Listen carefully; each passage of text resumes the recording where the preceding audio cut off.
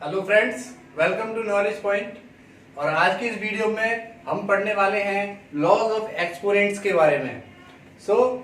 ये चैप्टर आप class 7th में पढ़ते हैं सबसे पहले, फिर क्लास 8th में भी इसके बारे में पढ़ते हैं और 9th में भी वही सेम लॉ पढ़ेंगे जो आपने 7th और 8th में पढ़े हैं। तो चैप्टर पुराना है, न्यू नहीं है, बस एक अच्छा सा रिकॉल करके और बेसिक कॉन्सेप्ट के साथ समझना है इसको। ठीक है, स्टार्टिंग करते हैं लॉज के साथ। फर्स्ट लॉ है हमारा, जैसा कि आपको पता ही होगा कि a की पावर m मल्टीप्लाई a की पावर m,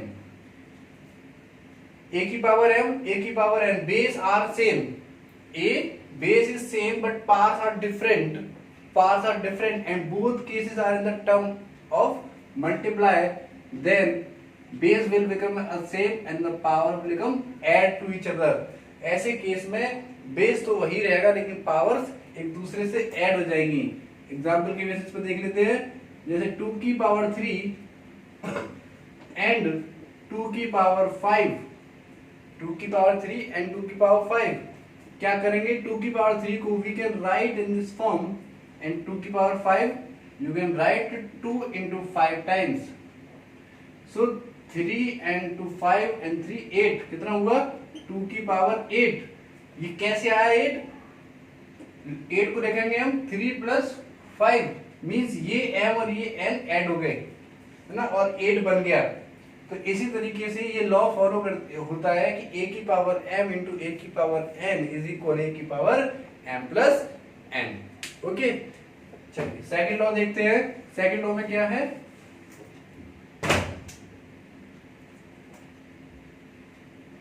अगर यही सेम कॉन्सेप्ट रहे बट टर्म मल्टीप्लाई के बाद डिवाइड में आ जाए, यहां पर जो टर्म है दोनों के बीच में जो सिंबल है वो मल्टीप्लाई का है और यहां पर जो टर्म है वो किसमें है, डिवाइड की फॉर्म में है। तो उस केस में क्या होता है, पावर्स एक दूसरे से सब्ट्रैक्ट हो जाते हैं, पावर्स एक दूसरे से सब्ट्रैक्ट हो जाते हैं। 2 की पावर 5 डिवाइड बाय 2 की power 3 means you can write 2 की पावर 5 डिवाइड बाय 2 की power 3। So 2 5 times, 2 3 times, 3 to 3 cancel, क्या बचेगा 2 की पावर 2 और 2 की पावर 2 कैसे आया है 5 minus 3, 5 minus 3। सो आप इसको 5 minus 3 दैट इज 2 की पावर 2 भी ऐसे सॉल्व कर सकते हैं। ठीक है, तो इस तरीके से ये सेकंड लॉ बन जाता है आपका। चलिए थर्ड लॉ के बारे में देखते हैं।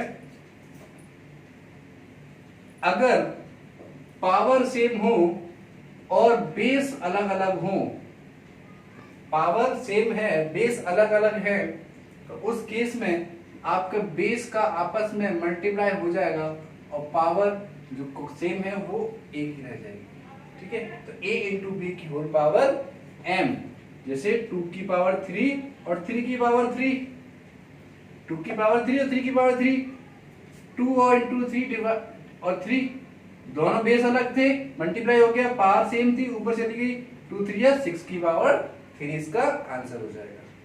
ठीक है, in the same manner fourth, इसी के बेसिस पर अगर ये टर्म मल्टीप्लाई से डिवाइड में चेंज हो जाए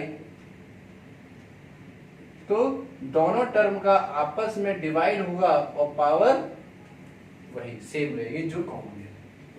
ठीक है, इस तरीके से ये 4 लॉ हो जाते हैं। अब फिफ्थ लॉ के बारे में बात करते हैं कि अगर किसी की पावर m है, किसी भी नंबर की पावर m है और उसके ऊपर एक और पावर है, एक और पावर है, तो क्या करेंगे उस केस में, पावर्स का आपस में मल्टीप्लाई हो जाएगा। तो ये क्या बन जाएगा, a की पावर mn। ठीक है, कैसे, 2 की पावर 3 होल पावर 2, 2 की power 3 whole power 2, that means 2 की पावर 3 मल्टीप्लाइड 2 दैट इज 2 की पावर 6, 2 की पावर 6। ठीक है, इस तरीके से हम इसको कर सकते हैं।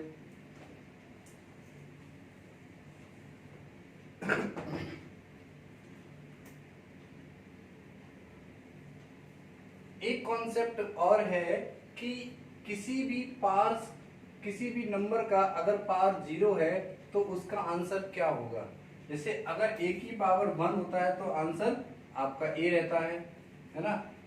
ऐसे ही अगर a की पावर 0 है तो आंसर क्या रहेगा, तो उस केस में इसका आंसर 1 होगा। अब 1 कैसे होगा, हम कैसे बता सकते हैं कि 1 हो।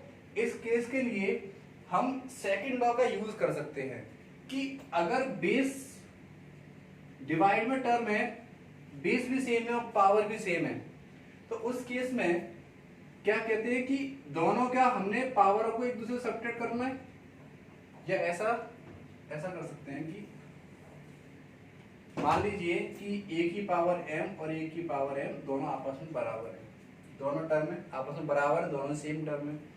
तो इसको मैं लिख सकता हूं a की पावर m डिवाइड a की पावर m, इसको ऐसे लिख सकते हैं, ये डिवाइड में आएगा तो यहाँ 1 रह जाएगा। अब ये वाला केस सेकंड वाला केस है, तो उस केस में ये कैसे सॉल्व होगा, पावर्स एक दूसरे से सब्ट्रैक्ट हो जाएंगी और ये तो 1 रहेगा, तो पावर सब्ट्रैक्ट होने के बाद क्या बचेगा, पावर 0 और 1। तो इस तरीके से हम इसको प्रूफ कर सकते हैं कि ये टर्म कैसे बना है। तो ध्यान रखें, किसी भी नंबर की पावर 0, 2 की पावर 0, 3 की पावर 0, 4 की पावर 0, सब के आंसर क्या होंगे 1। किसी भी नंबर की पावर, किसी भी इंटीजर की पावर 0 को छोड़कर आंसर उसका 1 रहेगा। ठीक है। एक कॉन्सेप्ट और होता है इसमें कि अगर कोई भी पावर नेगेटिव हो, तो हम उसको रेसिप्रोकल करके पॉजिटिव बना सकते हैं।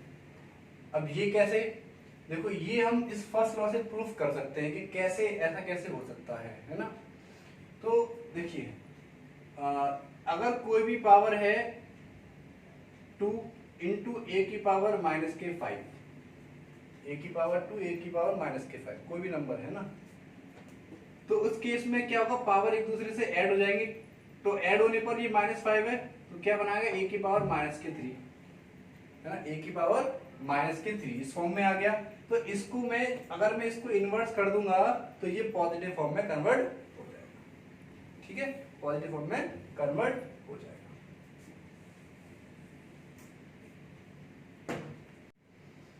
एक कॉन्सेप्ट और है 8th वाला कि अगर किसी की पावर इस तरह से फ्रैक्शन में हो, जैसे यहां मल्टीप्लाई में थी, वहीं पर अगर ये इस तरह से फ्रैक्शन में हो, क्योंकि यहां पर एक हुआ क्या है, फ्रैक्शन में आई कैसे है कि a की पावर m तो है, मल्टीप्लाई में क्या हुआ 1/n, पावर के ऊपर पावर है, पावर के ऊपर पावर है, तो यहां पर बिना फ्रैक्शन की पावर थी तो mn हो गया। अब यहां पर एक फ्रैक्शन है तो ये m/n हो जाएगा, है ना। और इसको मैं ऐसे लिख सकता हूं, a की power m whole power 1/n। तो 1/n क्या बनेगा, 1/n ये इस तरीके से लिखा जा सकता है, इस तरीके से इसको लिख सकते हैं हम, ये 1/n रूट में आ जाएगा। ठीक है, और a की पावर m अंदर रह जाएगा। तो इस तरह के अगर ऐसा कोई कॉन्सेप्ट मिलता है तो you can write in this form. ठीक है, इस फॉर्म में उसको लिखा जा सकता है। तो इस तरीके से ये कुछ लॉ है एक्सपोनेंट्स के, और बहुत ही इंपॉर्टेंट लॉ हैं जो कि आपको आगे की एक्सरसाइज में बहुत ही हेल्पफुल रहेंगे। तो इन्हें अच्छी से समझिए, प्रैक्टिस करिए, लर्न करिए। ठीक है, और ये वीडियो यहीं पर हम खत्म करते हैं। अगली वीडियो में इसकी एक्सरसाइज डिस्कस करेंगे। अगर वीडियो पसंद आया है तो लाइक करें, शेयर करें और सब्सक्राइब जरूर करें। ठीक है, बेल आइकन को प्रेस करें जिससे कमिंग वीडियोस की नोटिफिकेशन आपको पहले मिल सके। ठीक है, thank you and take care.